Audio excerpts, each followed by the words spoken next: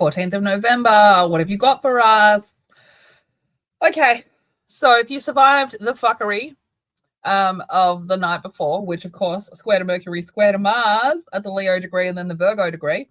So if you made it through without crying every bit of liquid out of your body or without murdering someone, welcome to the November 14th. Okay. I just realized that you'll probably be watching this before that energy rolls in. So this is your warning again, that if you do not want to be regretting what you fucking said, don't fucking say it. Okay, look, you know, what's watching fucking Wednesday Addams, and on there they lock their fucking werewolves in the cages. It's like that kind of an energy, right? Go lock yourself up if you do not want to be saying something that you might regret. Okay, so here we go. A biquintile to Pluto. Okay, so my friends, something needs to be let go of. Okay, probably something you learned in a relationship dynamic. Okay, something very unbalanced, something about overgiving, right? Or judging yourself when it comes to relationships, or not talking about feelings, or whatever the fuck that you've not been doing, right? Something needs to be let go of, some kind of inner mentality that you have around hiding things from people that you're in relationships with. Okay. And then we get 2:46 a.m. an 8-degree moon in Virgo meeting up with Venus at 8 degrees. So this is transformation. This is really nice. So we did come through a lot of fight energy on the 13th. So this hopefully is going to give you an opportunity to transform something, right? To rise out of the fucking ashes like the phoenix. And something new in a relationship can show up here. Some kind of healing. I'm going to say sexual healing, because Virgo and Scorpio are both very spicy energies. So then sesquiquadrate quadrant to Chiron, because as you've kind of overcome whatever the fuck nonsense got in the way of you being able to like speak your mind to the point that you projected everything everywhere, all over everything. And then we've transformed it with this sextile to Venus. Okay.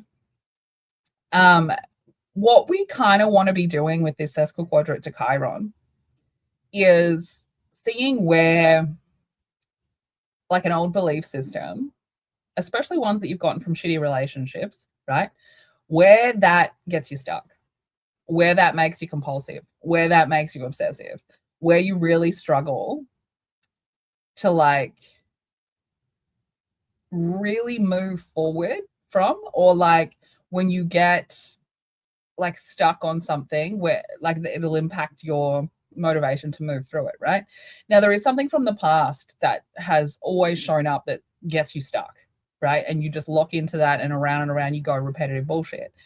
But this 8-degree Virgo moon is allowing you to kind of see the details of your emotions, right? And especially the ones that have been transforming in regards to relationships. And Chiron at 23 degrees of Aries retrograding, it's trying to find the bits of you that you left behind, like the childhood wound that like took the authentic energy from you and hid it away for protection, or because you were scared of showing it, or because you were shameful of showing it. This is like, we are carrying those things hand in hand. Let's go. Okay.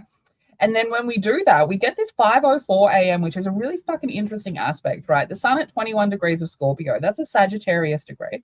And the moon at 9 degrees of Virgo, Sagittarius degree.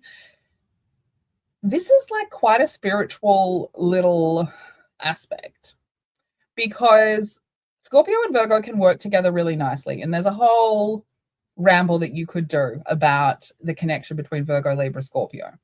But this asks the question of, you know, like, where is the gift or the unique gift or something about you that you thought nobody should see, right? Because the sun's lighting up the darkness of Scorpio, okay? And the moon is helping that Virgo emotional space, right? So there's some kind of learning happening here as well with that Sagittarius. Something is being kind of understood to a point of wisdom. And it really is, like, for some people, it's really going to be about understanding the power of your spicy energy. You know, like maybe you're a sexual witch, okay? But also, this is really turning something to wisdom, right? Really noticing the details in how different you feel when you allow your full creative potential to come forward, like when you really tap in. This can also be related back to a lot of the Lilith stuff that I've been talking about, and the Pisces stuff, because Lilith is obviously in Scorpio, and we've got Pisces and Virgo on the same axis. And because we're dealing with 9 degrees, 21 degrees, It's like ninth house sort of stuff as well. So there is a lot of higher learning, wisdom, kind of spiritual shit going on with that aspect, all right? And there is some kind of power that you didn't know you had that you actually do have, and it's asking you to kind of see it, right? But in order to see it, 6:05 a.m., this semi-square to fucking Jupiter, it's going to cause you a little bit of friction here, right? Like this is like where you tell yourself off for staying in bed when you actually need to fucking stay in bed and think about something, right? Like something needs to be understood and thought about, and like this is you giving yourself a hard time because you're supposed to get out of bed, okay? And then like 1:16 p.m., there is something that needs to be understood from like a perspective of I am in your emotions, right? So the details of that. And really, like, what is the cost of holding on to shame? That's the question. And then we get this opposition to the node, right? Because Virgo, Pisces, moon's in Virgo, north node's in Pisces, we're at Cancer degree. So there's some kind of security that we're being asked to find, right? So Virgo is like going, hello, the material world exists and habits exist and we need to have these things and all of this stuff. And like, that's how we stay on track to goals. And Pisces is like, bitch, mate, we going with the flow. We doing what we feel. And that's how you kind of can move forward to something that is out of your comfort zone, is because you just go with the flow. Stop trying to be perfect. Stop trying to be analytical. Okay.